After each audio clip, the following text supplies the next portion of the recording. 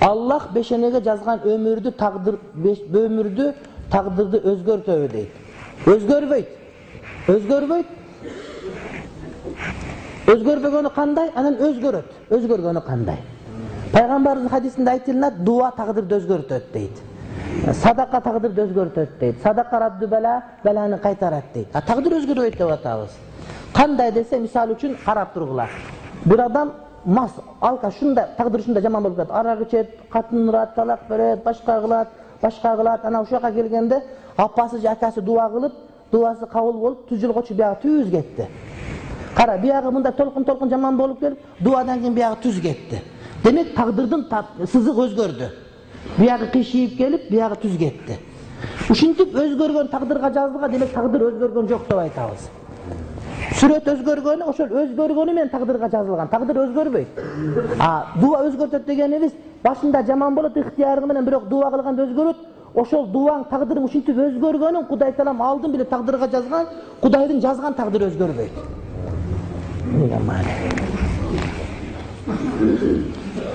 Bir mal эрте менен окуйм болобу? Алхамдулилла, жакшы болот. Калганда окусаңыз дагы жакшы болот. Өзү намаз окуп сакал чыкса дагы сакал койбой койсо күнөө эмеспи дейт. Таркы сүннат болот. Сакал койгон сүннат. Сакалдын фазилети көп. Эми биз жанагы көбүнчө сакал жөнүндө маселе айтпайбыз да. Өзү илгери айтылчу эмес экен. Биз айтпаганыбыздын бир далили бар, себеби бар. Илгери айтпагандын себеби бар. Бирок эки башка себеп Кудайдын кудурети менен.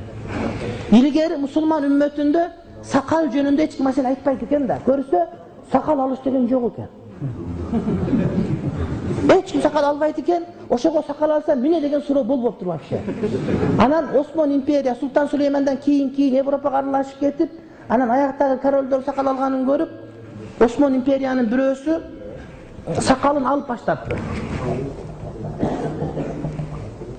Ошол сакалын алганда алында чочуп кетти. Я Алла, бу сакалын алып койдук, эмне болуп? Я Алла деп шарак китеп карап жазып, анан китеп баштады. Ишенбесеңер, сакал жөнүндө китептердин бардыгы ашып кетсе 80-100 жыл, 120 жыл ортосунда китептер. Илгери китептер жок.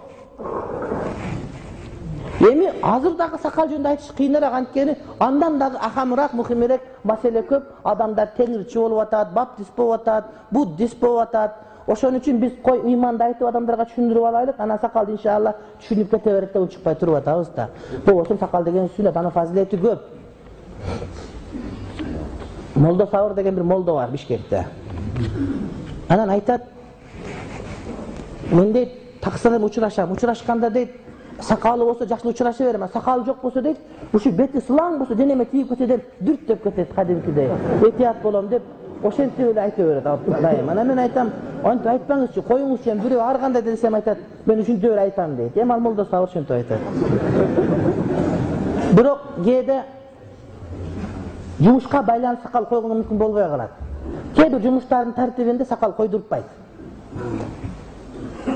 Сакал койгон сүннөт, жан баккан парз.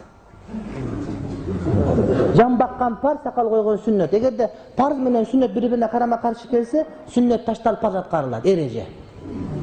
Эрте менен турсаң багымда күндүн чыгышына 10 мүнөт калыптыр. Тарат алып келип 2 рекат сүннат окусаң күн чыгып кетет, эмне кыласың? 2 рекат сүннат таштай 2 рекат парз окусаң парз болот. Я парз окуш, я сүннөт окуш дегенде парздык сүннөттү калтырасың. Ошол сыяктуу ушунда каршы келип калган учурда сүннөт ташталып парз аткарылат. Ошондой учурлар бар кээде.